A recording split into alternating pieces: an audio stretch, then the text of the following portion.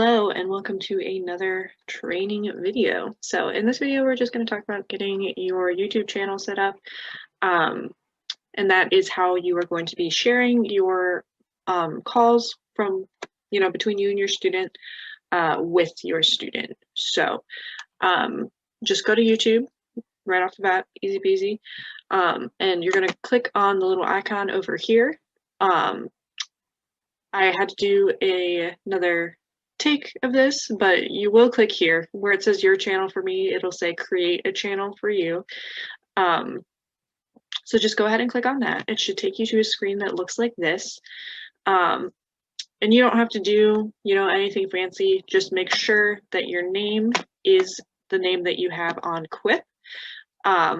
And make sure your image is the same that you have on Quip. I just used like a logo that I have as an example, but do use the picture that you have on Quip to upload your videos. That way the student knows it's you and it's just easy.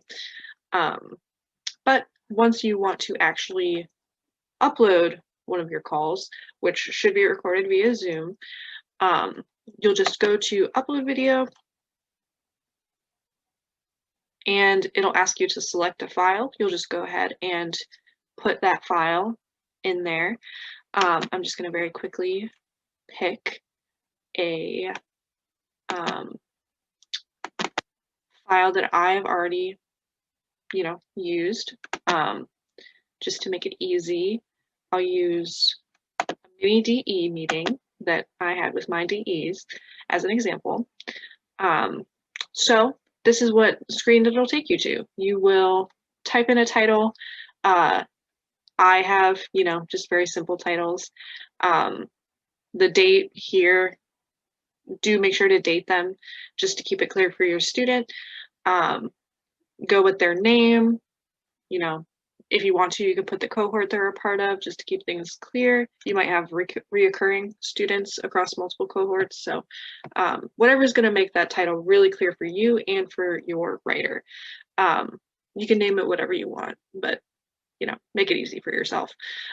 You don't have to do anything else here. You don't need to do a description. You don't need to do a thumbnail, playlist. I mean, that's up to you if you want to create playlists of your students. But you do not have to do that. You just have to share the link with them. The one thing that you do need to do on this details page is make sure that you click not made for kids. YouTube did this really silly thing a while ago about COPPA, and now we have to check that box. So just check it. You don't have to worry about it other than that.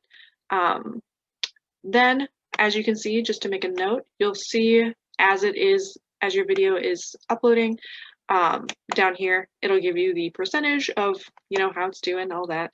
And then after it uploads, it needs to process. So that kind of depends on your internet speed, but it usually doesn't take super, super long.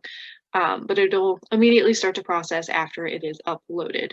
And you can't share the video itself until it's done doing that. But we're getting ahead of ourselves. So if you just want to go to video elements, you can completely ignore this section. You don't got to do anything here. Visibility. This is the important part. So you want to make sure that all of your videos are unlisted. What that means is that only the people that you give the link to can watch the video. Nobody else can see it. Nobody else can find it. You have to have the link to watch the video. You'll have some students that are a little bit iffy on having their calls on YouTube, but just let them know it's unlisted. No one can find it. The only people that can see it are the people with the link.